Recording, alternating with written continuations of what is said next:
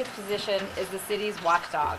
In the past, the public advocate has taken these issues of consumer rights, landlord-tenant, and provided oversight as a bully pulpit for the residents of New York City. I'd like to start by introducing our president of South Asian American Voice, Tohin Muhammad, to introduce the board. Good evening, Assalamu alaikum. My name is Mohammed Tohin. We don't have enough time to, we need to finish by 9:30, so I just want to make it quick. I'd like to introduce our board member, Rhonda Binda. Vice President. How are you, brother? Come here, please.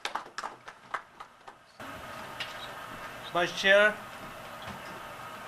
Hassan Habib. Secretary, Ranika Hussain, Assistant Secretary, and Tariqul Islam, he has an emergency, he had to leave. So I welcome all the candidates, and I want to thank ICNA to providing us this space. I want to thank you, all the guests, and so we need to start right now. I want to talk more. Let's start right now. Ranika Hussain, please. Thank you so much for coming out. Thank you to all the candidates for coming out as well. I'd first like to also thank all of our co-sponsors that are here tonight, that was also able to bring all of this together. Chaya DC, Guyanese Girls Rock Foundation, I see Koya, who's the president here. She Too, Indian Diaspora Council, and the Jahaji Sisters. We will also like to thank the Islamic TV for coming out tonight and promoting this event for us as well. And then I'll go ahead and turn it back over to Rhonda in time. Thank you. Good evening, everyone. Thank you so much for being here. Special thanks to all of our candidates and to all of our engaged community members who braved the cold to be here. It's an honor to be here with all of you.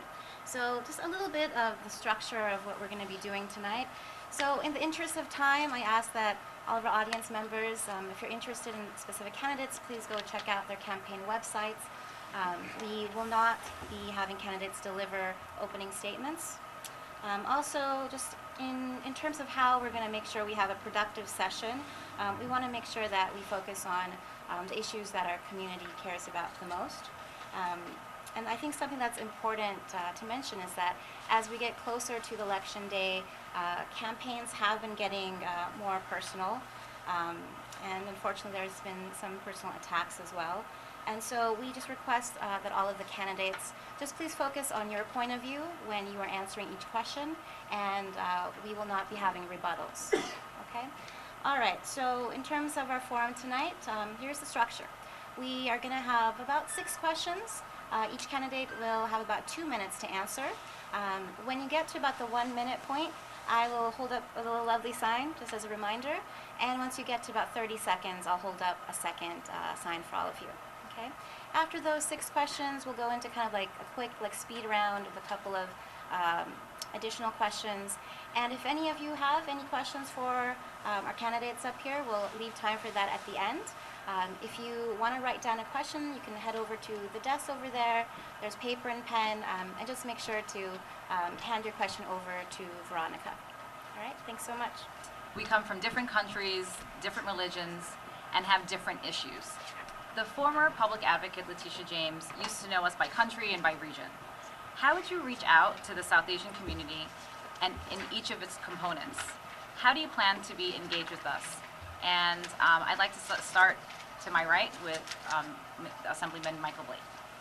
Assalamu alaikum.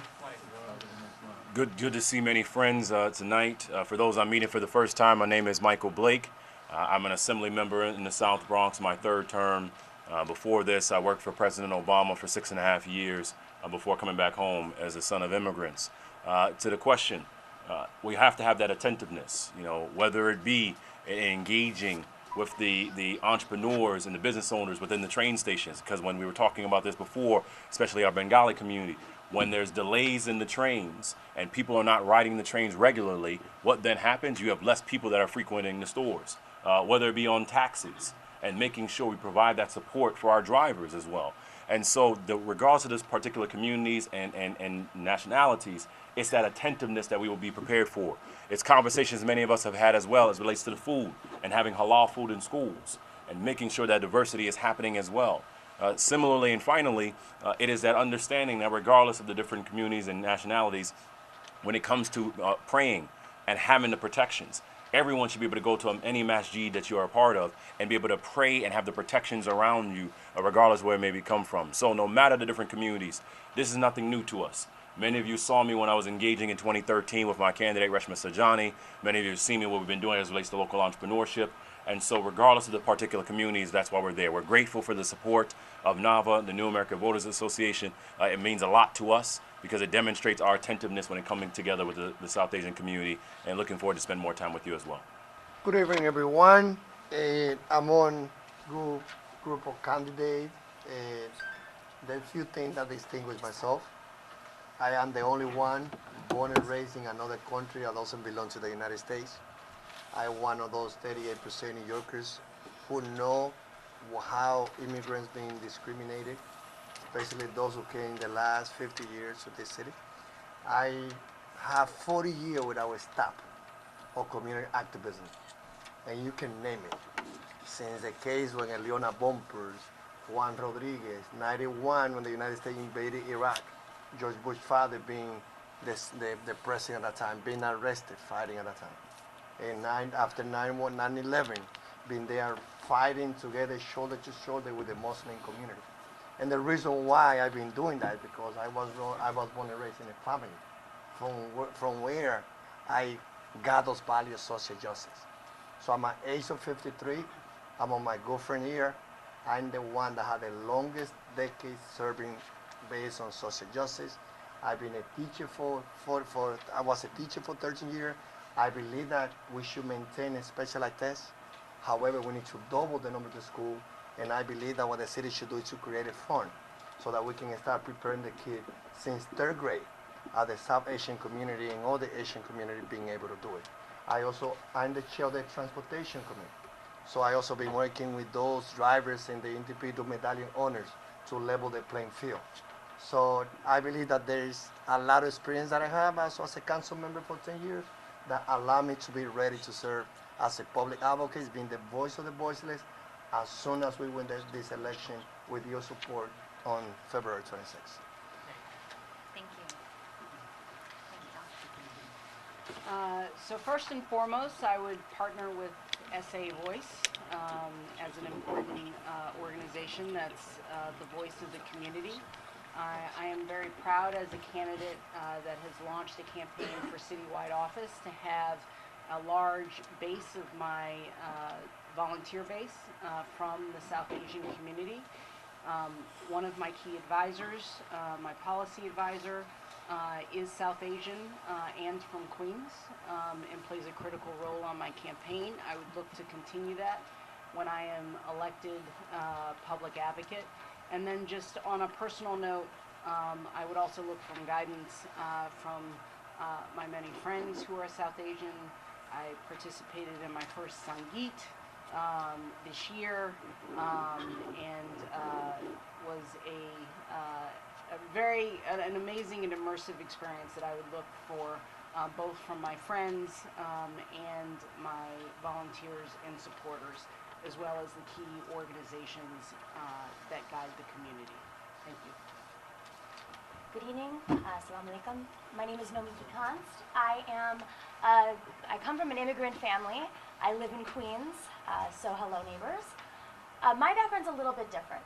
The Office of Public Advocate, as was mentioned so well, is the watchdog office for New York.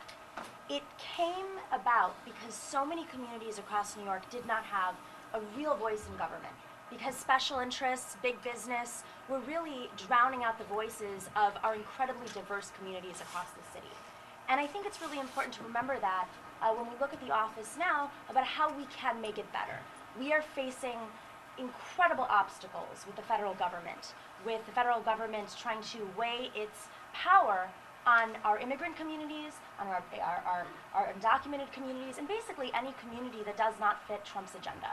And so I think it's really important to make sure that this office is representing all neighborhoods. As somebody who got my start in activism as Councilman Rodriguez, I do think it's important to preserve that aspect of the job, but it's also important to preserve the investigative side.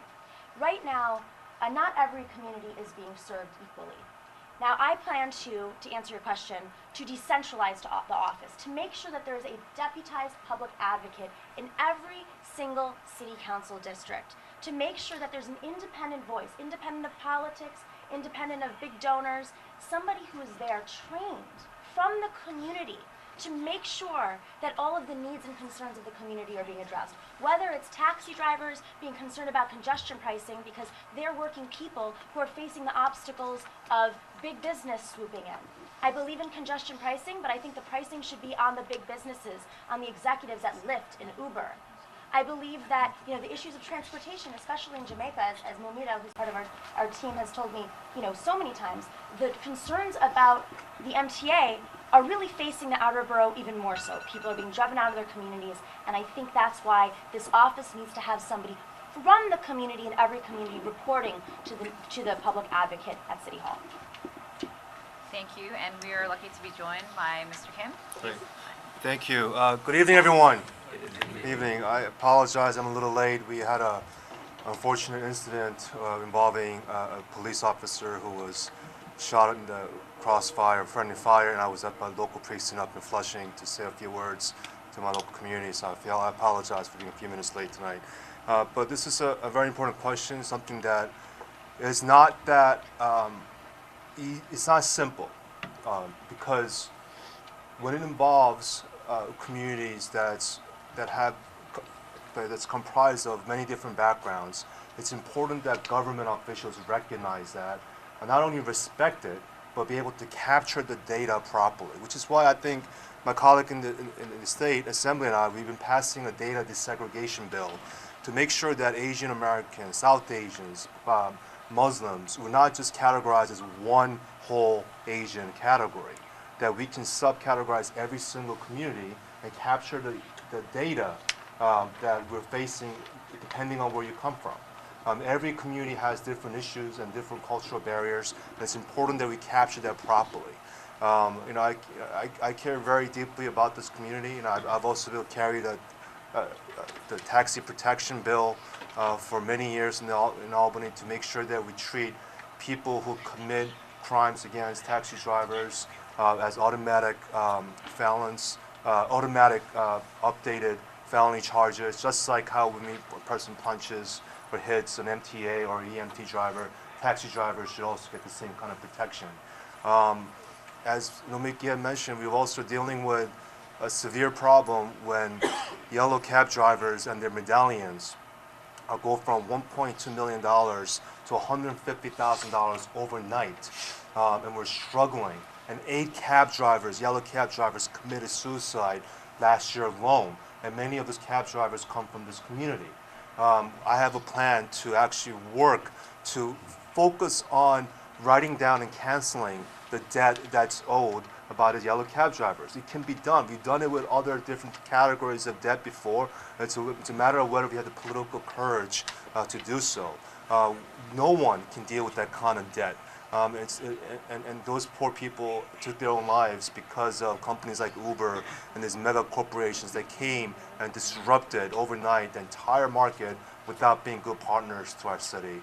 So I plan on taking all those unique issues and championing them as the next public advocate. Thank you. Thank you.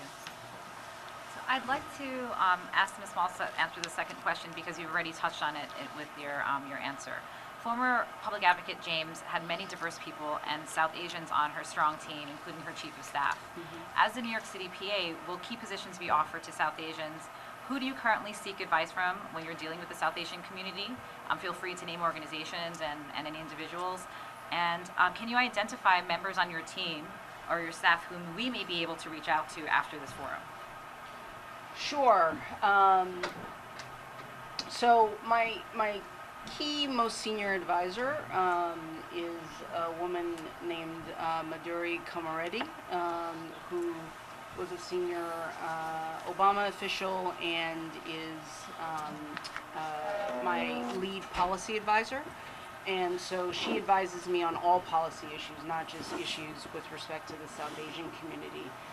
But obviously, as a South Asian woman and a resident of Queens, she can provide guidance on that as well. I also have, I call them super volunteers. I have a number of super volunteers who you may not know by name, one of which I'm doing a validator series on social media. Sapna is up there talking about why she supports me. I have a number of South Asian women specifically who are supporting my campaign that you or anyone else here, I'm sure they would be happy to talk to you about why they support me and my campaign. Did I cover everything in that question? Yeah, I think so. I think because you already covered some of it earlier, so thank you. Yes, thank you. This concept, you also touched on it in your opening, if you'd like to. Well, in the office, I mean, one of the reasons why I talk about decentralizing the office and having a member of the public advocate's office in every community reporting back is because there's no way on earth one public advocate at City Hall is going to know what's happening or understand the issues facing every community across New York. We have the Bronx and Queens are the most diverse places on the planet. So to start, I think it's really important to have people trained, understanding those communities, from those communities, reporting back the concerns of those communities. But separate from that, I am very, can we just get everybody from my team at Southeast Asian just to stand up? That way we know. Mumita and Priya, who I work with every day and are lovely. Mumita, you're from Jamaica, so she's my go-to on so much. Mumita and I have been through the trenches, for those of you who don't know her. We've worked on several campaigns together. We've been fighting alongside for workers' rights in front of Uber. We fought very, very hard a couple of years ago, but so many different fights alongside other activists like Nimbus Arsour, et cetera. And we were Bernie delegates, yes, we don't want to leave that out together. So, I think it's really important to be deeply rooted in the base of the community and listen from the base, because it's a bureaucratic office. We have wonderful advisors on strategy and policy, but at the end of the day, the people know best. Thank you. And we're so honored that Madam Speaker has been able to join us. I'm so, what I'll do is I'll come back around so you can get caught up. And would you like to Sure. Go next? And I'll. Sure. So my chief advisor and counsel has been Ali Najmi for many years now, including this campaign. He's also representing me. But there are people in this room that, Mohammed is always texting me about stuff. So I rely on many members of this community on a daily basis to collaborate on a number of issues.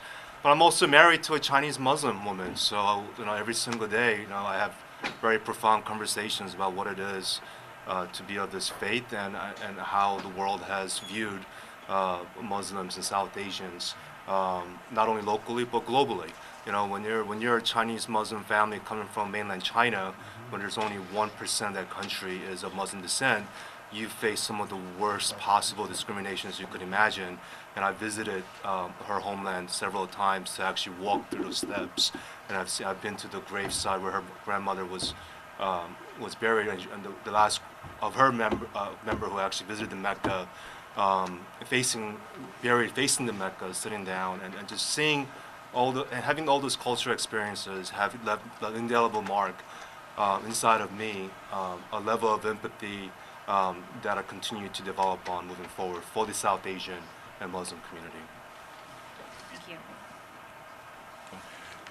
We've been consistently building relationships over the years. You go back to in 2013 with Reshma Sajani to what we're doing right now. Rabia here on our team as a clear indication of that, and one of our Queens lead itself for our in terms of our lawyers, in particular, Honorima Bagarba, who was commissioner within the administration of President Obama, who's helping lead our Lawyers for Blake efforts as well. There are many allies that are here in the room that we've been able to build relationship over the years and throughout this campaign. As mentioned also, last week, being endorsed by the New American Voters Association and Alliance, and saying again, the building of support, so we're consistent around that. Now the second piece of this is when elected, of course, you will have a seat at the table. Of course, we will expect to have that presence. We were talking about this at Moyne with a law firm recently, that in order to have the engagement thereafter, you have to make sure the voices are at the table.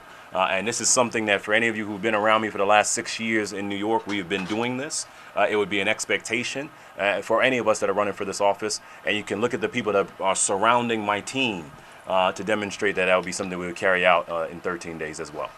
Thank you. So in my case, I've been working, first of all, I've been endorsed by the Bengali Democratic Club here in Queens, working with, again, with especially around the yellow taxi in Medallion. I've been working very close with the South Asian community. The former Subsecretary of Transportation, the Cuomo Ali, he also been he's one of the members that I have in my committee too. And for me, I believe that it is so critical. No one can say that here we have everything in place to understand the different community. It can be the South Asian or any other community, unless we change the perspective and understand that we as a city, we have not built a melting pot. That the only difference is that here we don't fight each other, but when it comes to really respecting and learning from our culture, that's not happening. Still Cinco de Mayo is Taco Bell and Quebradilla and Margarita. And people believe that, by dancing and music, hanging out a little bit, that's enough. I believe this opportunity to be a citywide candidate and being elected as a public advocate, we provide that opportunity to really listening as a permanent voice, to have someone from the South Asian community as a top staff if elected to the office. Thank you. Would you like to, The question itself is which would you like to take the first two and perhaps you can have about 3 minutes since give you a chance to answer the first two at the same time. Thank you. Well, first of all, good evening, and apologies for my delay. I really want to thank you for welcoming us here, and I appreciate the questions. It's really important as we go out through the city of New York to really talk to the diversity of New York City, right, the leaders. And I have been someone who has been extremely inclusive in my leadership style, collaborative. I've never made decisions in a vacuum, and as a Latina, Puerto Rican, who was born and raised on the island, who is bilingual and bicultural, I am very, very sensitive to ensuring that the people that surround me in whatever job I am doing, whatever profession, those of us that are in government need to be extremely mindful and sensitive to the reality of those that we represent. And I've done that throughout my whole career. When I became the Speaker of the City Council, one of the concerns that I seriously had was the lack of diversity in upper management in the City Council.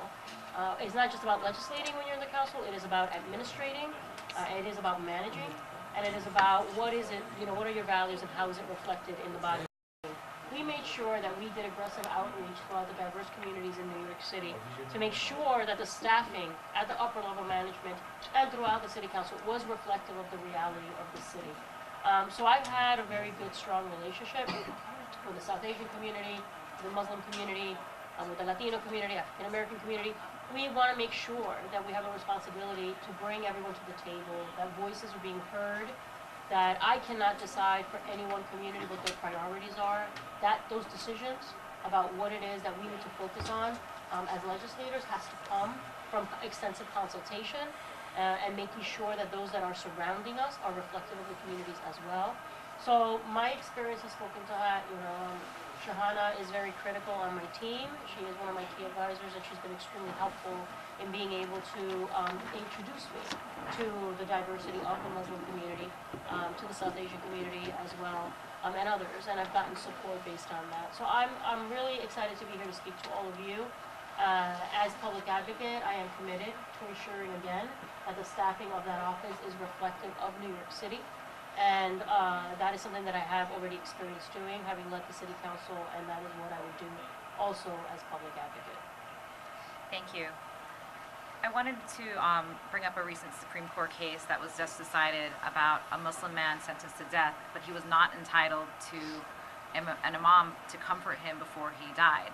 Instead, they used the prison chaplain who happened to be Christian. What would you do to make sure that every New Yorker, by law, has the religious advisor of their choice? And interesting to note that Supreme Court Justice Kagan wrote the dissent, and the other dissenting justices were of Jewish faith. So Assemblyman Kim, would you like to comment on that first? I think it's a travesty that we're living in a country that embraced religious freedom That's one of our foundation of our principles that we are in this space. You know, when an imam was attacked and killed a few blocks away, I was one of the first elected officials to join the Jamaica Muslim Center and pray with our community collectively. So I know how deep this community cherishes the role of imams, and you know, and how precious that is. And any person, no matter what walk of life you come from, you want to have that moment with someone of spiritual hearing. They deserve that access. And I represent a district of where the religious remonstrance was signed in Flushing almost 300 years ago. And so I take these principles very seriously. I have 120 different languages spoken in the district that I represented for the last 6 years, including a strong South Asian and Muslim community.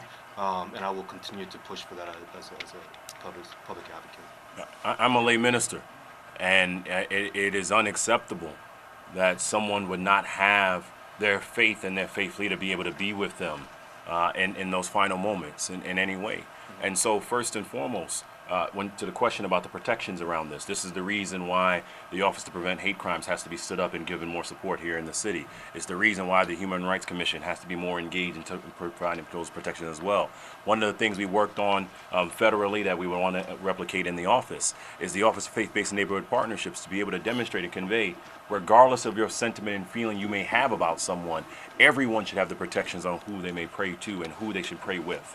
And so regardless of the discrimination that has happened in the past, this is something that we'd be attentive to now. You know, when we've been able to be with many of you at the masjids on Fridays, it is that appreciation that we have to recognize that even if I'm of a different faith, I need to respect your faith. I need to respect you. I need to respect your upbringing. I need to respect your walk and the recognition of that. And that is something that we want to replicate if you give us the chance to be elected on February 26th. And I believe that not only because I'm a person of faith, but yes, because, as I say, I was raised in a family that my whole life has been fighting around social justice. And I say that I was arrested when George Bush's father, was invading Iraq, but also, first time that I was arrested was in '89 after one was taking Political Science 101. I was told that I needed to move. When the police say that I need to move from 181st and St. Nicholas Avenue, when I know that I was not blocking pedestrian or no one. And I refused to move from there because I know my constitutional right was violated. So as I have exercised my rights and demanding my rights, I believe that when it comes to religion freedom, religion rights, is something that I'm not saying that I'm going to do it because as politicians, people say what people would like to hear. This is what I have practiced, this is what I believe. And if elected, definitely we will work together to be sure that all the groups that are on the attack, because this is, our society changed after 9/11. And especially when you are Muslim, you are attacked by the system, and we need to work shoulder to shoulder. So that particular case is not isolated to all the violations that especially the Muslim brothers and sisters live not only as the adults, but the children, they're being refused also to get the service that they have the right to in the school they're attending. So again, I will be working together, listening to what is important for you, but coming from someone that truly believes in social justice, and we have the responsibility. So I haven't read that decision, but I would like to start off by reading that decision as one of the few attorneys that are running to understand the confines around the Supreme Court precedent. That being said, I would presume that the court decided that government is not required to provide a religious advisor of people's choice, which is a mistake. But that doesn't mean that New York City, as a national leader of progressive values that we all hold dear, and as a city that welcomes people of the Muslim faith and people from any number of countries, should not proactively set a policy to make it clear that anyone in custody or wherever else should have a religious advisor of their choice. So as public advocate, we have the power to introduce legislation obviously we can use the bully pulpit of the office. That sounds like an area where New York City can actually be proactive beyond the bare minimum threshold that the Supreme Court set in that decision to make sure that everyone in this city can have the religious advisor and has access to the religious advisor of their choice. I worry about where we are right now in our country. My grandparents escaped a dictator because they didn't have the freedom to think. Freedom of thought, freedom of speech, freedom of expression, freedom to practice their own religion. And they worked very, very hard, escaping a kill list, literally, where people died along the way in their treacherous journey to get here so that we would have, my generation would have freedoms that they didn't have. I worked in Libya a couple of years ago, and it was a little bit before Trump was elected, a couple years before, and I was shocked after, of course, the Arab Spring, working on a new democracy, how much the value of freedom of expression and religion and speech, how much this new democracy at that time, how much the society was valuing that. And then to immediately come back to New York City, the most diverse place on the planet, and see that our own government in such a progressive city was still struggling with these issues that many other countries have moved beyond. I really worry about where we are. I worry about where we are because of, obviously, the president, and because there's deep-seated hatred, racism institutionalized in our country. And I think this is why it's incredibly important that we preserve, as Councilman Rodriguez says, this is a melting pot. I think it's a tapestry. We have to preserve the tapestry of New York, the fabric of New York.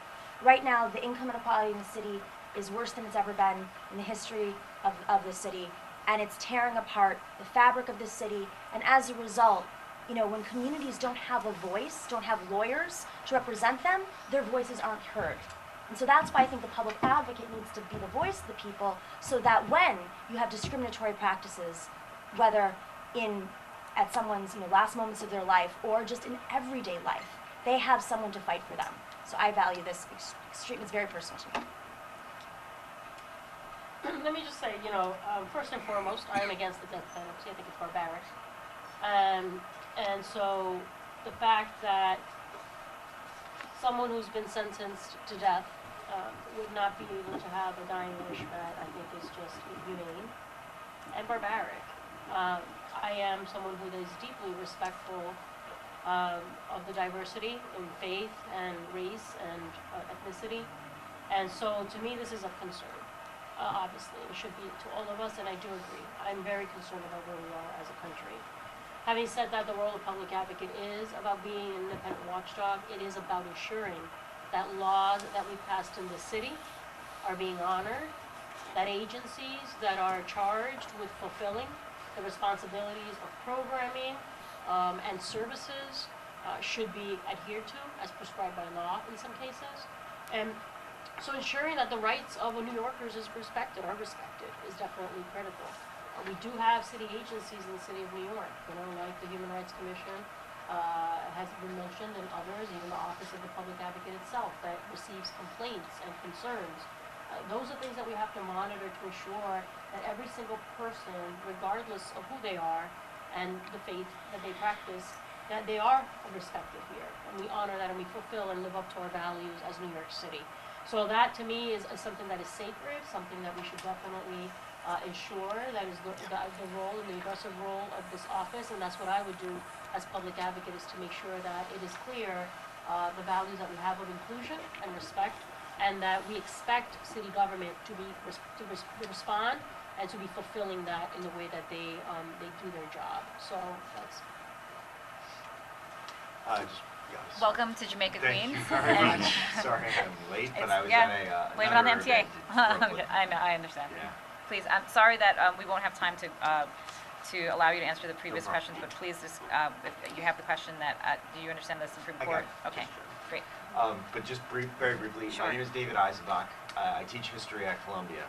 As a historian, I can tell you we're in a very strange time, but not a historically unprecedented time regarding discrimination and immigrants. I find this Supreme Court decision absurd and appalling, and it violates the very principles upon which this country was founded. We have a president who daily violates the very principles upon which this country is founded. But before we just start throwing stones at Washington, let's be clear. New York's situation right now with the murder of 2 Chinese restaurant workers in Sheepshead Bay is not entirely innocent. Our own city, much as we do have a proud history of welcoming people, does have its own problems. And one of the jobs of the public advocate is to stand up and call out and demand that we continue every day to respect the rights of all minorities regardless of religion or ethnicity. One of the jobs of the public advocate will be to call out the Supreme Court with absurd decisions like this, to call out the president, but as Melissa said, the human rights law, our law, it's one of the most underutilized laws in the city charter, must be first and foremost a priority of the public advocate. Thank you.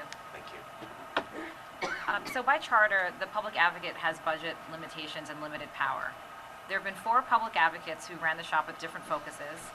We've had Green, Gottbaum, DeBlasio, and Big Heels to Fill, public advocate James, former public advocate James.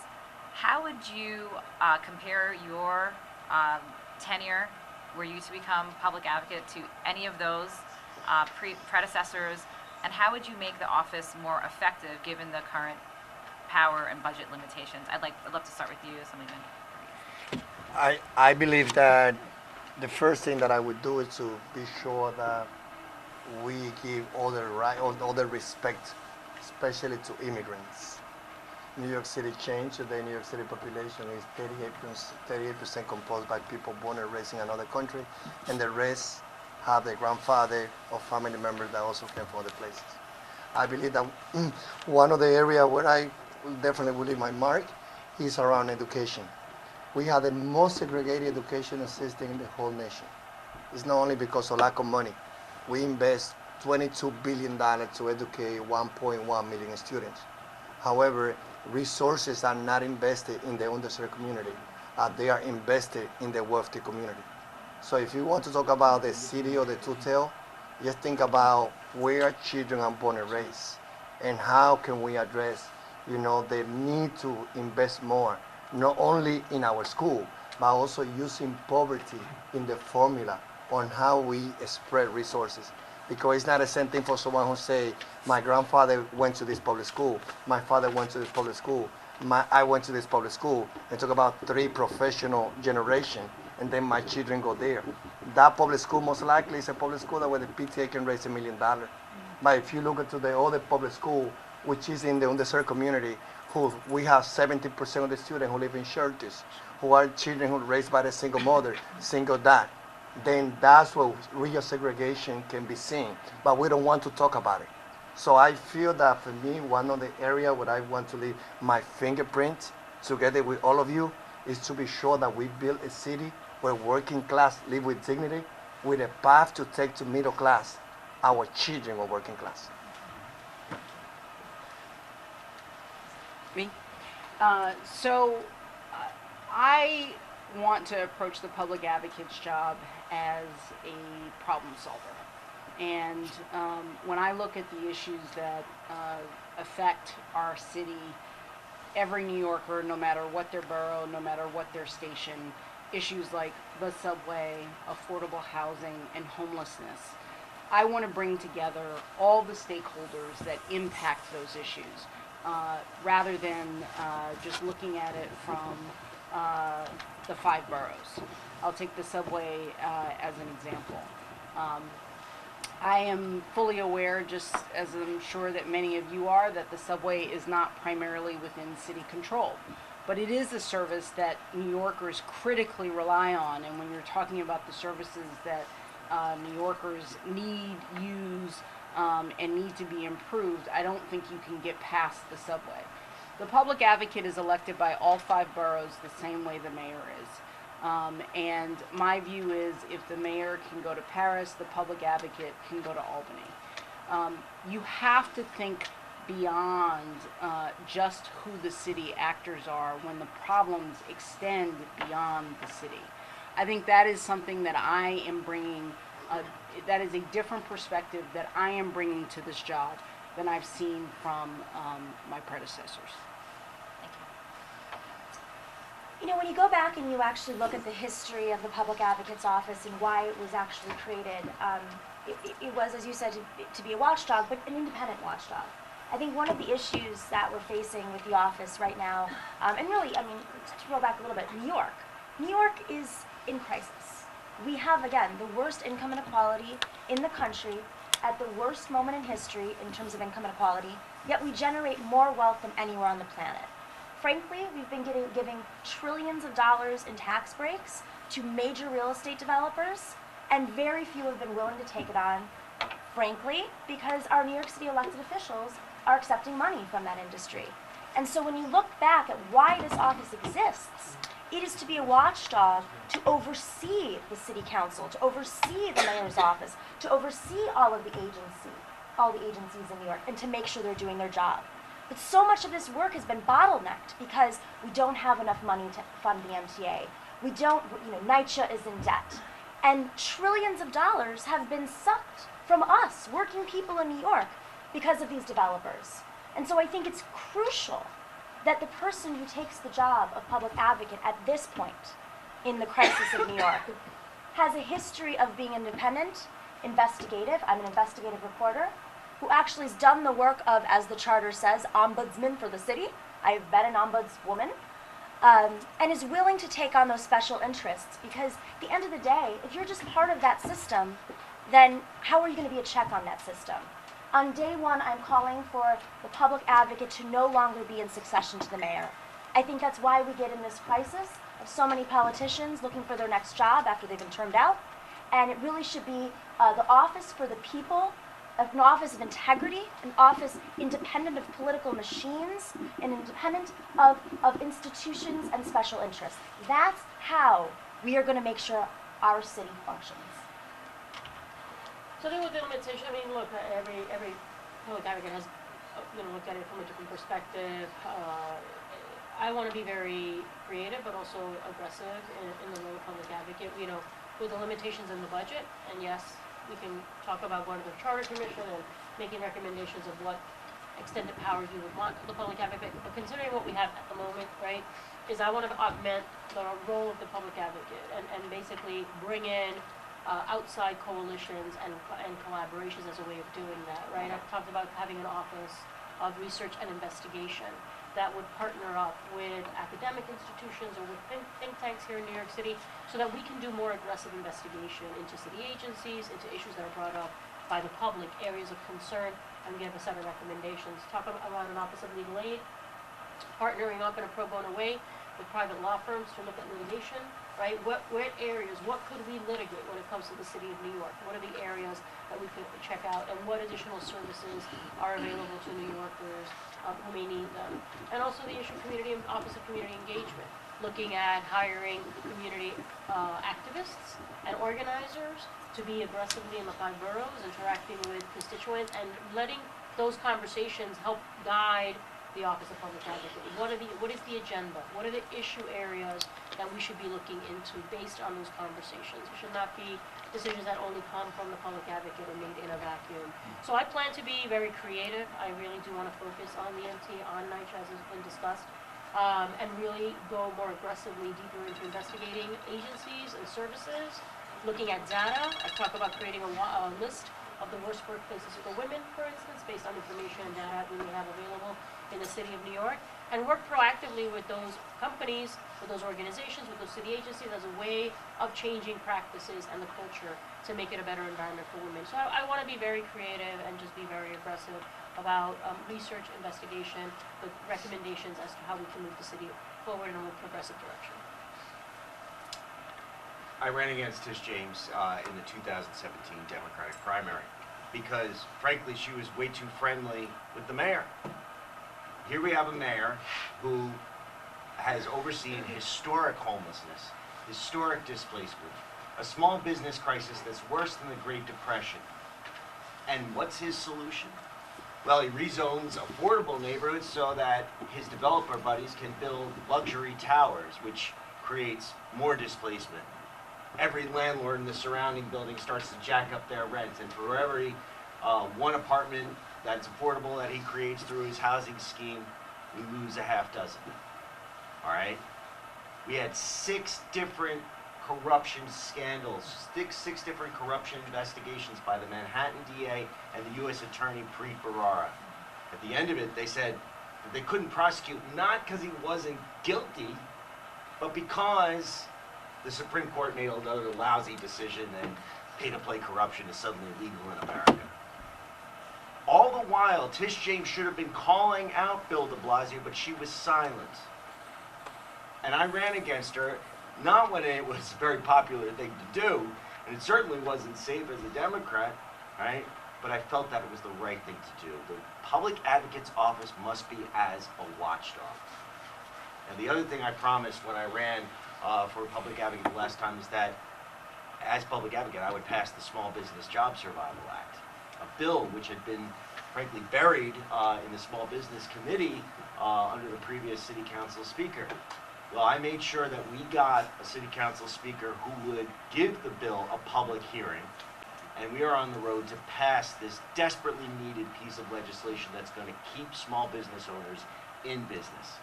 Now, if I can do that as a private citizen, imagine what I can do as your public advocate.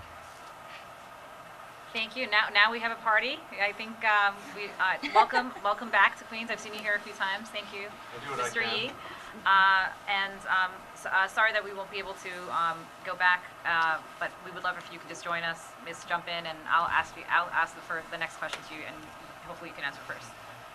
Sure. Oh, do you know any answer to the last question? Yes, please do. Okay. Well, which one was it? Number 4, about the charter and limited power and budget. My favorite question. What would be your style as public advocate? My style? Yeah. Thank you so much for having me. Assalamu alaikum. I'm sorry I'm late. It is the way it happens sometimes. But I am grateful to have had the opportunity to come before you. This is my number 1 favorite question because it really speaks to what the public advocate is and what you can accomplish with such an office. Now, as it is mentioned in the question, the public advocate is not the mayor. It doesn't have executive control. The public advocate is not the city council. It's not the legislature. It can't pass laws. It can introduce legislation, but it has no vote in the body or in any of the very important and powerful subcommittees. Now, my vision for the public advocate comes with 3 concrete programs that I'm running on. Civics for All, Power for Communities, and Justice for New Yorkers. These are specific programs tailored to the public advocate's office, which don't require any new powers, any additional action from the mayor, or the city council, or the governor, that fit wholly within the office. Now, what are they? Well, let's start with Civics for All. Civics for All is a program to extend civic knowledge to every corner of this city. I know what happens when you put civic knowledge in the power of New Yorkers because I have been doing it for the last 10 years. In particular, in the last 2 years, I've trained over 4,000 people. Oh, I might not have enough time to get through all of them.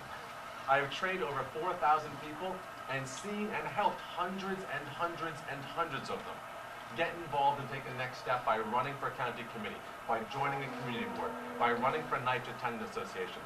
There are hidden civic institutions in this city which determine what decisions are made, and people don't even know that they exist, let alone how to use them to their advantage. Civics for All will bridge that gap by breaking down political, governmental, and bureaucratic barriers between citizens of New York and residents of New York. 2, Power for Communities is a framework for bringing together stakeholders so that we have sustained, bottom-up city planning. We do 2 things when we have a sustained vision like this.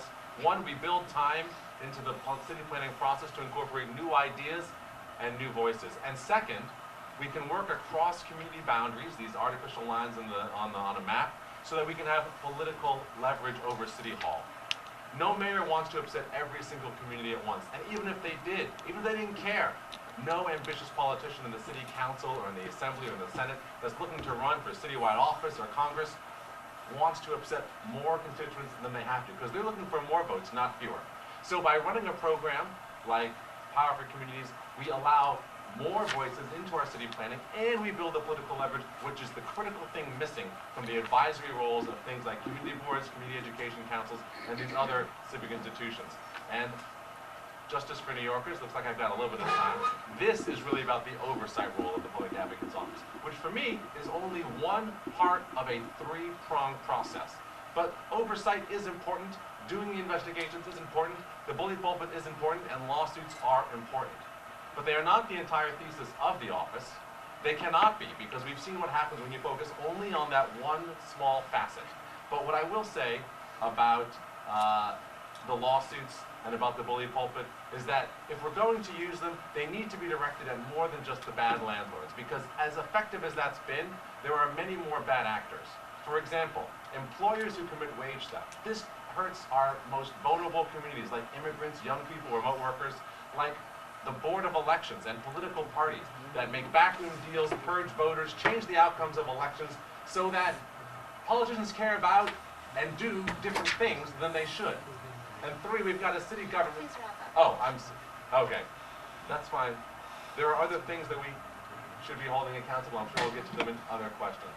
Thank you. May cover some of what you'd like to say in this next question, because I want to get a little bit more specific about what programs that about. The two of us didn't get it. Sorry. Oh, we didn't come back around. Sorry. I'm so sorry. Sorry. Okay. Yeah. What was the question? I So I'm running to put people over corporations. There's no social justice without economic justice. 80% of New Yorkers and Americans are living right now paycheck to paycheck. 1 million New Yorkers in the city of New York have a lifetime of student debt that they can't get out of. The number one reason why people go bankrupt, medical debt. We are in a full crisis mode, worse than 10 years ago. And we did it to ourselves because at every corner, we're giving away billions of dollars to multinational mega corporations like Amazon that they don't deserve a dime of your money, but they're getting it. Because we designed the system to justify whenever we preach about, oh, we're going to be growing our economy, we're going to be creating jobs, we justify the giveaway of billions and billions of dollars to these multinational companies when every economist have said there is no correlation between jobs, economic growth, and corporate giveaways.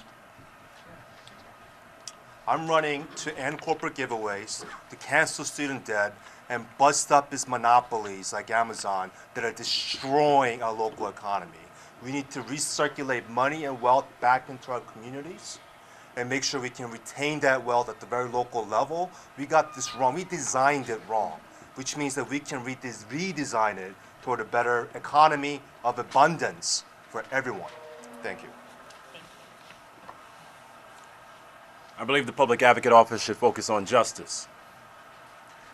That means that instead of us being a city where we're talking about just closing of Rikers, no, you have to focus on speedy trial and bail reform and open discovery. What are we doing on the front end before someone is arrested to help them on the back end? I believe it should be justice to step up and fight for all of our communities, recognizing that regardless of your community, regardless of your background, that we can be a voice for you. I believe that the public advocate should have a seat on the MTA board, because at the end of the day, the trains and buses are consistently delayed, and it impacts the livelihood of what is happening for all New Yorkers. And every time there's a delay, it impacts your life, whether it gets to your home, gets to your job, gets to your school. I believe we should focus on housing in multiple ways, whether it be on home ownership, which is a critical element out here in Queens, specifically deed theft, where too many times property is being taken from individuals, or on NYCHA with public housing, and us being very serious and attentive on that. I think it is criminal what is going on as it relates to NYCHA, where you have individuals who have lead in their blood and nothing is happening for that. It is unacceptable in every possible way. And also when we think about rent stabilization, that we should take away tax credits from any landlord that is not implementing rent stabilization. To me, that is absurd, it is ridiculous, and it is unacceptable. On education, the legacy around education, how do we make sure that someone has what they need in the book bag rather than trying to arrest them for a dime bag? So we should be building schools, not jails, and focus on the pipeline for success. 46% of jobs in New York City in the last 5 years have come from healthcare and technology, but yet we're not focusing on math and on algebra and the opportunities to connect our young people. We're not focusing on vocational schools and 4-year institutions and 2-year institutions to show people everything that could be possible in all ways. We got to focus on minority women-owned businesses to help get more access to capital and contracting. The public advocate sits on the NYC's pension board to be a voice on the board for everyone. So if you want to see what our vision is around equity and justice. That is how I think about the role. And so if you want to learn more about what we are talking about, again, my name is Michael Blake. It's at blakefornyc.com. The entire frame of our campaign is jobs and justice. You want to create jobs, then you got to make sure someone has justice. You want to have justice, make sure someone has jobs and higher wages. Thank you. And so we actually are not quite done yet with this last question. I'd love to introduce Councilmember Williams, please. And we'll give you 3 minutes because you've missed part of the forum. But please do answer. What would your focus be as a public advocate, and how would you compare to your predecessors? Good evening. Assalamu alaikum. I'm sorry I'm late. I try to make all of the forums because when you miss one, they say you don't like that community, and so I apologize for being late. As mentioned, my name is Jamani Williams. Very proud to be here, and thank you for having this. I'm a community organizer by training, tenant organizer in particular. As a housing chair, I was happy to work with so many people in this room around housing issues, including Chaya, pushing housing issues forward. We're very proud to have Mark Green, who was the first public advocate. We're proud to have his endorsement, and so I do look to him a lot for information. I think each public advocate brought their own vision. I do want to talk about what my vision is. I want to improve on what the previous public advocates have had. Just so people know, the public advocate has 5 powers. It can introduce legislation. It's an ombudsman, watchdog, over the city council, the mayor, go-between, charter cop, where I want to spend a lot of time. It's the person who makes sure that the agencies are doing their charter mandated duties. You have a vote on the pension board, and you appoint people to things like the City Planning Commission, which is critically important when it comes to things like rezoning. That with the bully pulpit makes it extremely a powerful position. I want to have a counterbalance because oftentimes when the administration makes a decision, they've already did it, and their job is to get it implemented. They want to do things to the people and to the communities. We have to have someone who's going to do things with the communities and get that information. So as an organizer, I try to think about how to organize the community so the information is flowing up and down. I think that's what the public advocate's role should primarily be. So we want to create 5 deputy public advocates, 1 in each borough.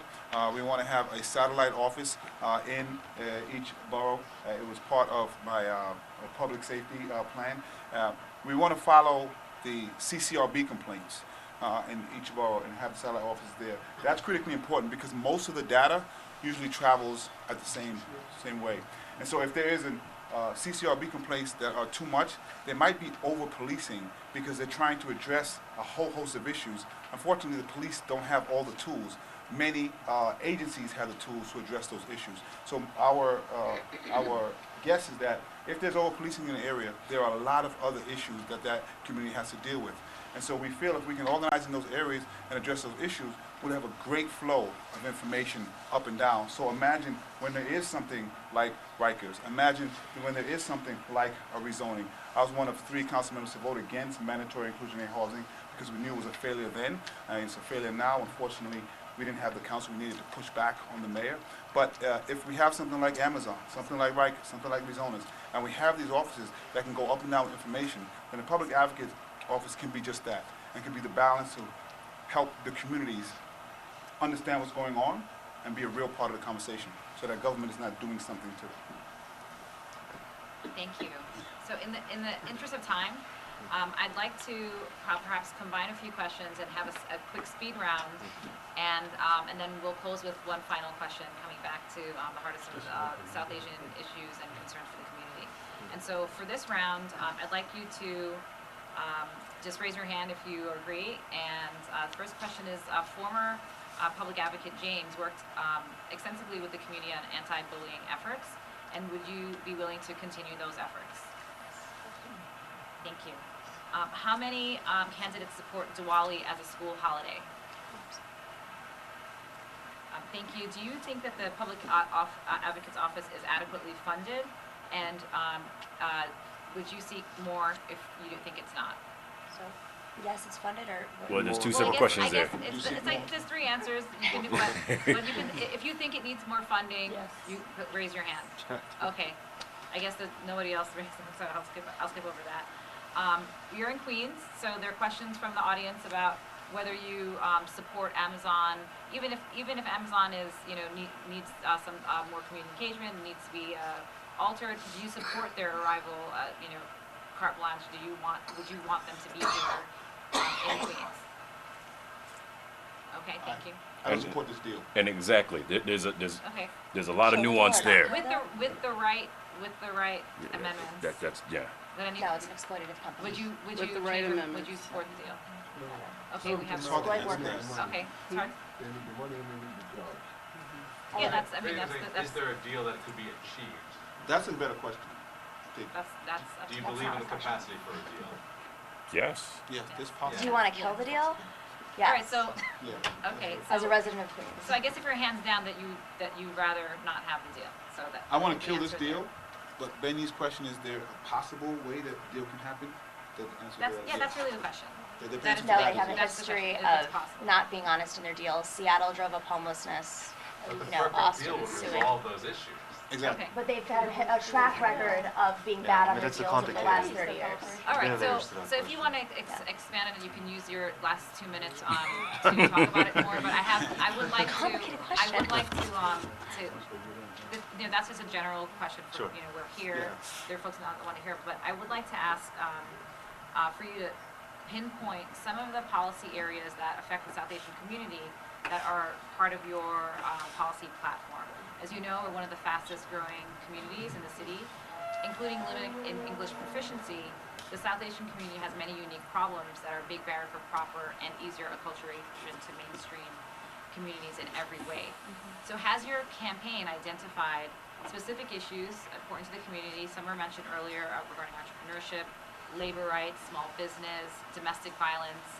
And what are those in your plan, and what is your plan to address them? If you'd like also to address another issue that's important to the South Asian community in your answer, many South Asians believe that the mayor is trying to divide groups by eliminating specialized tests. And so we'd also like you to quickly give your position, and we will start at the opposite end this time. So Okay, so, wait, how long is it to answer any given question?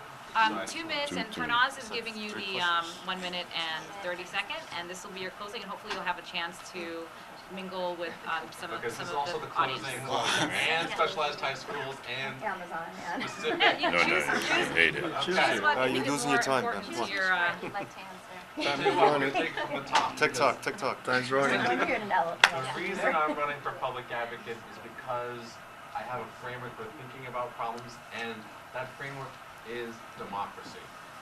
We need to engage people in the decision-making processes of this city, and that is something which doesn't happen right now, and we need to combat that. That is why I have the 3 programs that I do. That is why I spend so much time talking about them. If you want to see them in even more depth, they're all on my website, benjaminyee.com/platform.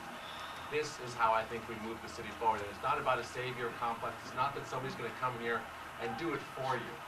It's that the political power resides in the people of New York, and it's when we get involved and when people know about how the system works that we can actually change things and hold people accountable. So, how do I feel about the specialized high school entrance exams? Ultimately, I'm a graduate of Bronx Science, and ultimately, I think that the program has ended up, you can't point to another educational program that's lasted for roughly 100 years and just continually led to high educational outcomes. But ultimately, as well, it's something which needs to be discussed because we need more diversity. That is why we need to involve community education councils in fixing not just how we do specialized high school entrance exams, which the exam works for achieving high educational outcomes, but for how we fund our schools. We have tremendous disparity across the city. What should we do regarding issues that affect this community in particular? Obviously, I come from an Asian community as well. I've been talking a lot with folks there. So many of the issues overlap, and why is that? Because New Yorkers all understand that we're facing similar challenges.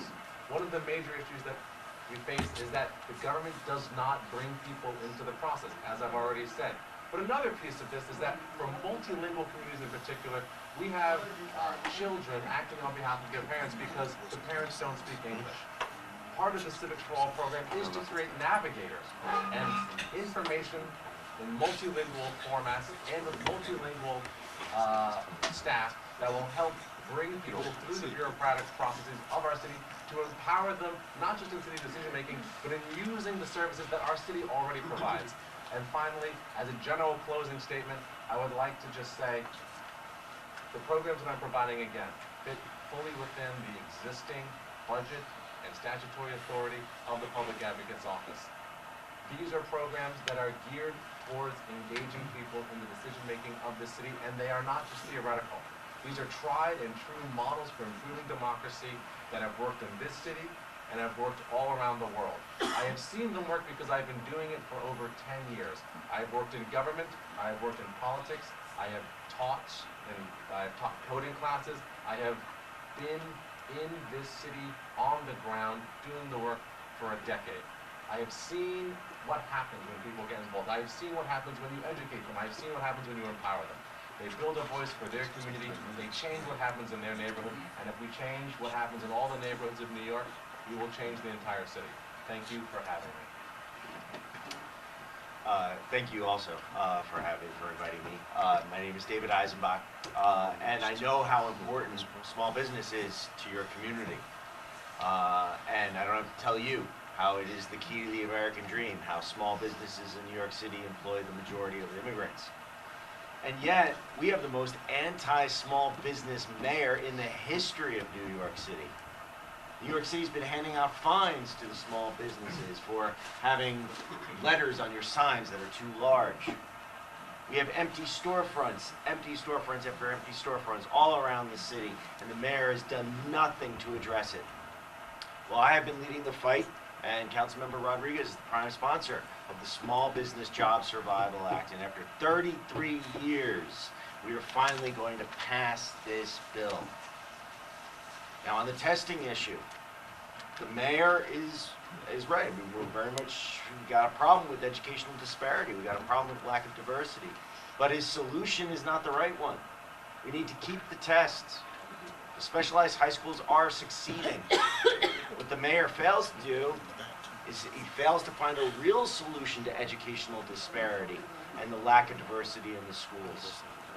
That is to fix the schools so that every student in every neighborhood, in every school can compete together on a level playing field. Keep the exam, fix the schools. It's a harder solution. It's going to take a lot more work. It's going to have to step on the toes of a lot of principals and a lot of maybe the teachers union, but that's the real solution, not getting rid of the exam. Another phony solution is to build new jails in the neighborhoods. Yes, Rikers has an overcrowding problem, and yes, there's terrible abuse that's going on. But the solution is not to build a new prison in Kew Gardens or in Chinatown. We don't need new jails, we need new schools. If you want to deal with the overcrowding in Rikers, get rid of cash bail. Actually punish the guards instead of just passing the buck that engage in abuse. It's real solutions that New York City needs desperately. We're not getting it from a mayor. As public advocate, I will make sure to call out the mayor when he keeps on giving us phony solutions, like with the specialized high schools, like with Rikers, and he does nothing to stop the small business crisis. Thank you, David Eisenbach. Really appreciate it. You know, at the end of the day, I think what we need to figure out is how to force city government to function in a way that respects true community engagement. We have major decisions that are being made by this administration with limited, if no, community feedback. And the specialized high schools is one example of that. Where instead of engaging with the communities and saying, look, we seem to have a challenge here, right? Because laudable, right? You want to say, we want to definitely ensure that the population and the student population is reflective of the majority in the city or reflective of the city.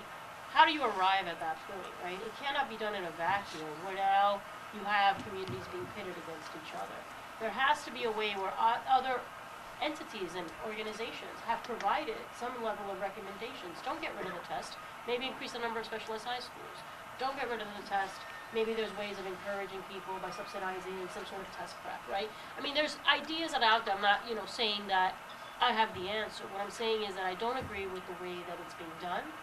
And I think that that's one of the prime purposes of me interested in running for public advocate, is that we need to respect the communities to define what it is that their priorities are, and ensuring that government services are responding to the needs of communities. We have a bureaucracy in our government.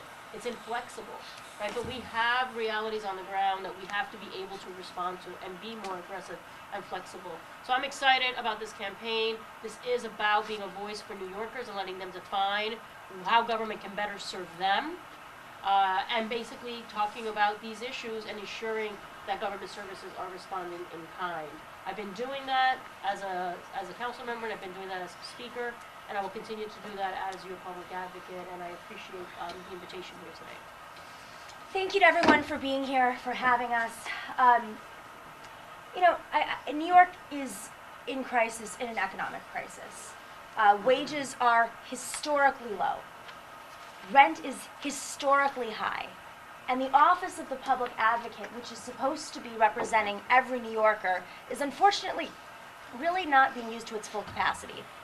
On day one, I will call for the public advocate to be removed from the succession of the mayor so that we have the full capacity of this office. On day one, I will call for the Department of Investigations to no longer be controlled by mayoral control, but to be housed within the public advocate's office. So there's an independent office to investigate every community's concerns, whether or not it's Jamaica not having holiday parking, or whether or not it's workers who are not being represented in the conversation about congestion pricing. These are the issues that immigrants across this city are facing when I talk with them. And that's why I think it's so important to have a member of every community reflected in the office of public advocate, to have a deputized public advocate in every city council district, so that if a city council member is not responding to the concerns of the citizens, but is responding to real estate developers' concerns, which is all too common, especially when rezonings come up. When they're responding to the concerns of Amazon. I live in Long Island City, and I would like to address the Amazon issue. In Astoria, Long Island City, where I live, the neighborhood had been rezoned. So far before Amazon was even welcomed with this letter by many council members and assemblymen on this stage, the letter said, we as a unified body urge Amazon to come to New York City. Now, urge is very interesting because Amazon has a long history. It's not a new company. It's a company that exploits its workers, does not pay them high wages, does not give them benefits, has been sued by 2 different city councils for lying on their deals. And I just think with a track record like that, it's not a company that we can deal with in good faith. Furthermore, it was also a real estate deal. All around the headquarters, whether or not Amazon stays or goes, there are high-rises that were built around it. And the high-rises were selling apartments to Amazon employees who were not from New York City. So when it comes down to the jobs, the data shows the jobs don't necessarily come from New York or come into New York. And it doesn't outweigh the resource starvation from the communities in which these corporate welfare give-outs, they're starving resources from the MTA, starving resources from NYCHA, starving resources from education, starving resources from our infrastructure. And so in a city like New York, where we produce more wealth than anywhere on the planet, it is absolutely ridiculous that we are giving corporate handouts to the world's richest man in exchange for what I think they consider as candy. We need to empower our communities, fund our communities, and tax the wealthiest people in the world who are using our communities for their profits. And that is why I'm running for public advocate. We need a real independent voice as public advocate, somebody who's actually done investigations, who can look into communities before the problem starts, not afterwards when the wind is blowing in a different direction. You can go to my website, nomikikans.com. February 26th, we have Mumita and Priya in the front row here if you'd like to get involved in the campaign. And once again, thank you for everything. I'm very grateful to be here in my home borough of Queens. Thank you. Do you have a position on the sure. on the just yes or no? So it's complicated. I think. But can you just give a I think that we're not funding our schools properly, and okay. we have institutionalized segregation, and so what the mayor's doing is he's pitting communities against each other when we should be talking about the real issue, which is starvation. All right, so would you eliminate the test or not? I think that's, there's been a lot of history, a lot of research on this. Diane Ravitch has reported on this, has done research on this. Unfortunately, standardized tests, not all communities, but it has a history in research of being more beneficial towards communities with means. It's not one community or another, it's just in order. I think we got your answer. That's Okay. great. Okay, thank you. You can watch the debate, because it became an Yeah, issue yeah, I in the did debate. see And it was that. fact-checked in the debate, Yeah. by the way, and I was right. Okay, thank you. So you would support eliminating the test? Not in the mayor's way, but in a different way. Okay. I think we need That's to fine. fully I fund just wanted to get an schools. answer. Thank you. Ms. Small? Yes, so I support the amendment of the test. I don't support the mayor's plan to completely eliminate the test and just take the top 10% from each middle school. I think that the specialized high schools are special learning environments that we should try to maintain. I also think it's unacceptable to have a situation where there are no black and brown students at these schools. And so I think there are ways of broadening the criteria. Ivy League institutions do it all the time in terms of looking at other factors other than just the test. I also think we could add a writing component so that people cannot just cram for the test, but really get a broader swath of students from our public schools to make sure that they can fully take advantage of specialized high schools. With respect to Amazon, my position is that I think that the mayor and the governor cannot go in a back room and decide something of this scale. This is consistent with previous comments about emphasis on community engagement. I would demand that the deal be put out for public review for 90 days and voted on by the city council. And if New Yorkers want to welcome Amazon to the city, we should welcome Amazon to the city. That would be contingent on two things. One is the fact that there were 1,500 affordable housing units slotted for that site. We should not move forward with giving Amazon that land without having an alternate plan for alternative housing. And then there have also been concerns about Amazon providing support or assistance to ICE. We should not welcome any company or corporation into New York City or Queens specifically that is going to provide cooperation to ICE, particularly in this administration. Thank you. As the only candidate here, co-founder two schools, one school for newcoming students from Latin America, they go to Luperon High School in 1993, and a Hope School, Washington Heights, Hope Academy, at 158 in Amsterdam, teacher for 13 years, former chairman of the Committee of Higher Education, being able to see the experience that most students who graduated from New York City Public High School, who go into community college, it takes them 6 years to get the associate, and 85% they need remedial courses because we are not preparing them, and they are black, they are Latino, they are Asian. Instead of penalizing the South Asian community, what we need to do is to learn from that community. I believe that portfolio of testing, if a child is poor, he most likely will not be able to succeed, he'll be able to be a middle-class individual. So until we don't realize that if we drive by through a wealthy community and all children, they are very involved into coding, art, music, gymnastics, violin, then because they are surrounded by what is needed in order to be able to read, write, do math and science and coding, since they are moms, since they go to elementary school, since we still continue allowing New York City, the city of New York, not providing after-school program to elementary students, when we know that if we are a middle class or the upper middle class, our children will be busy every day until 5 or 6 p.m. Then we will not be able to provide the path for the students to succeed. So I call for the city of New York to double the number of specialized high school, as also to create a funding to start preparing since 3rd grade all the children in New York City for they to take the specialized tests. I believe that when it comes to other issues, the Small Business Just Survival Act, we didn't have a hearing in the last speakership.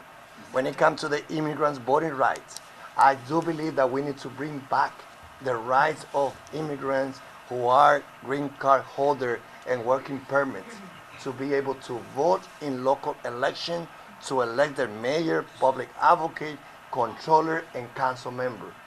What are we waiting for? Not taxation without representations? And are people paying the taxes? And we are saying that they should not have the right?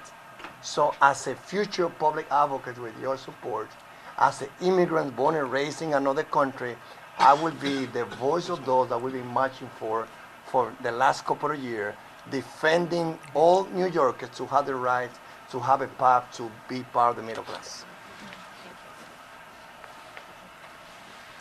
On specialized high schools, I was a pretty decent student, but I wasn't the best when it came to exams. With that said, I don't think you should eliminate the test, but you should have multiple measures to it to create greater opportunities. Because at the end of the day, on one aspect, we cannot have a scenario what the mayor is creating where he's trying to pit the Asian and white community against the Black and Latino community. It's unacceptable. And we have to break the norm that's happening right now where people are presuming that all the Asian community is rich and wealthy, and recognizing there are many low-income Asian communities that are represented in what's happening here and have to be respected. And so we have to have that attentiveness on both sides. And we have to find more ways, whether it be increasing the amount of schools that are not just looking at the one exam, but also finding more ways around that as well. As it relates to Amazon, first, I signed on to the original letter, and I'll be very clear about that, because when you come from a community like my own, which is in the poorest congressional district in America, and you have an opportunity to create jobs, to create connections to minority women-owned businesses, to create greater wealth, you have to assess that in that way. Now, that said, the current deal is unacceptable for many reasons. Because it says in good faith it's not helping people of color, in good faith it's not helping when it comes to labor practices, in good faith it's not focusing on what's happening as it relates to actual training and development.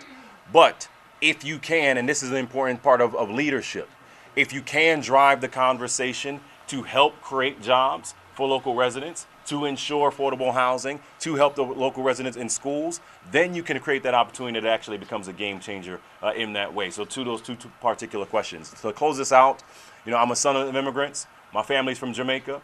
My godparents from Georgetown. It's a walk that Georgetown, Guyana, is a walk that we all can appreciate in different communities. And I'm coming to you to say that 2 weeks from tonight, one of us will be the next public advocate of New York City. One of us will be walking into City Hall to determine it to be your voice and amplifying your narrative. One of us will be the ones that can help create jobs and opportunities. I'm asking for that opportunity. Our whole vision of jobs and justice is focused on that. If you believe the trains and buses should run on time, I'm asking for your vote. If you believe we should be creating more opportunities for minority women-owned businesses, I'm asking for your vote. If you are sick and tired of immigrant communities being disrespected and no one's standing up, I'm asking for your vote. My name is Michael Blake. Our vision is for the people. I'm second on the ballot, and I'm asking for your vote on February 26th to be the next public advocate of New York City. Thank you, everyone. Inshallah. Great.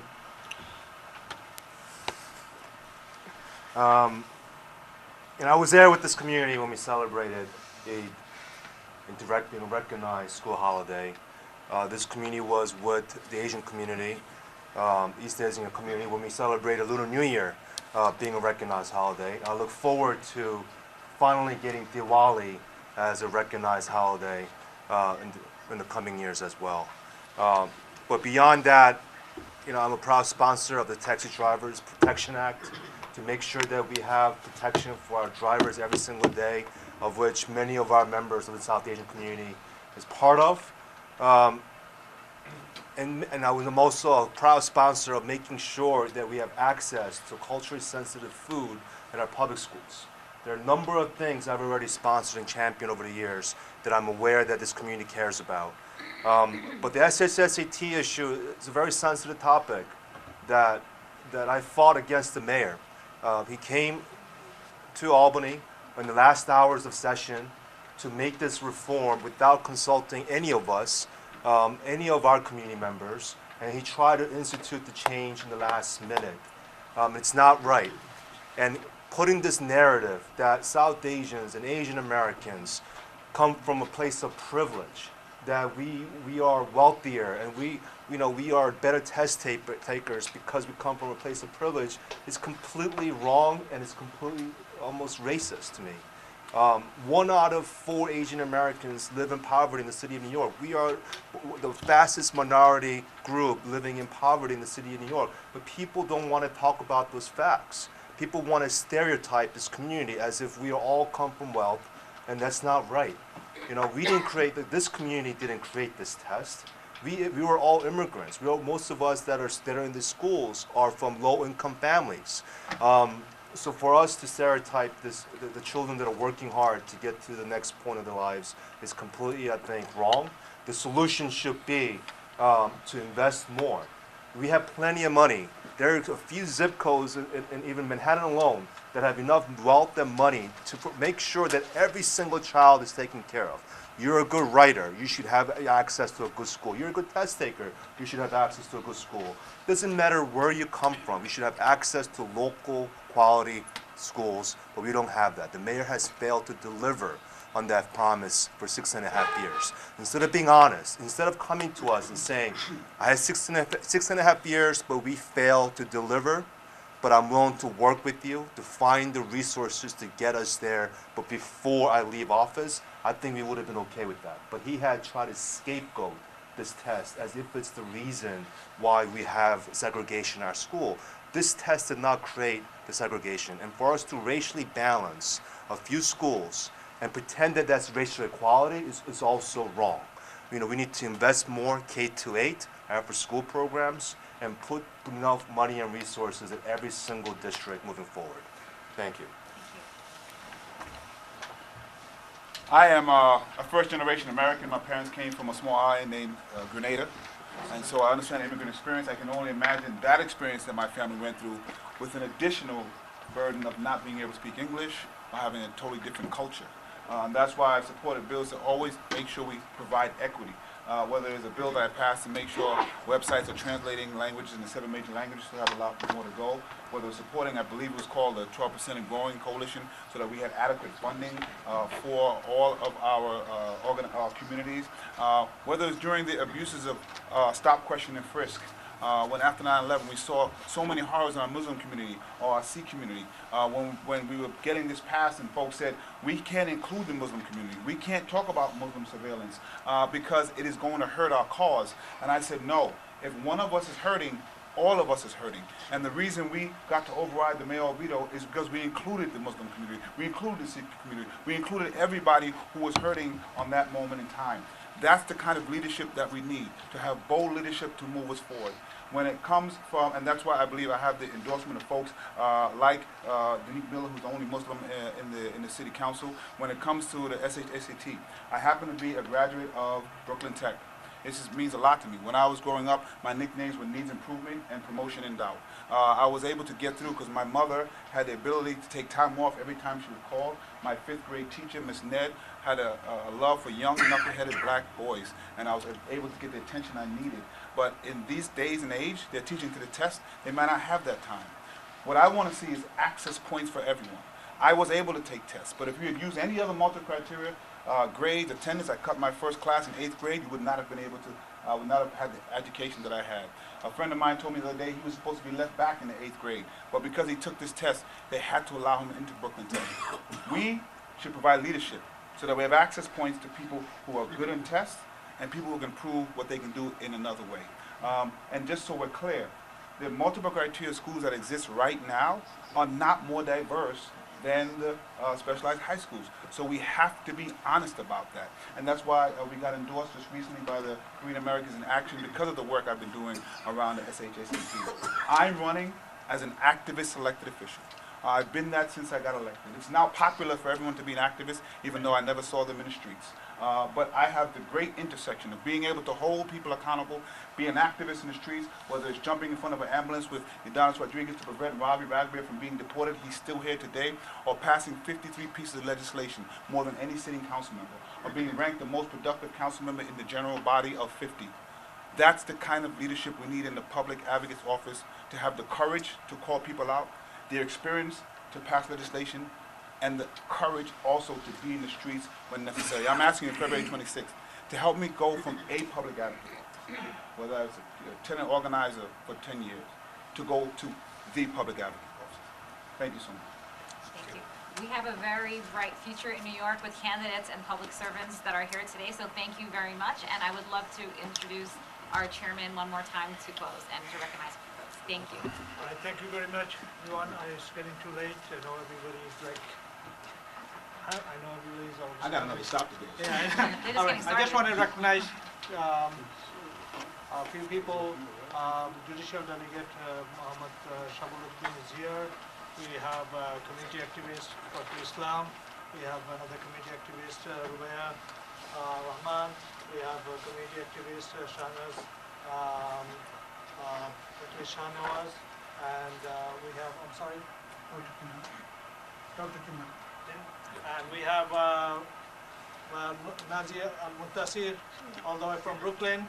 Thank you all being here. And we have Fakul Islam, Fakul Alam, I'm sorry, Fakul Alam, very active in our community. While I request everybody that that February 26th is the election, so please, whatever the way is possible, mobilize that. So we, come and vote, come out and vote on 26th. Thank you very much, and have a good night. Thank you. Got to mention Southeast Queens Muslim Collective. Oh, I'm sorry. ITV, Call of Peace, Save Humanity.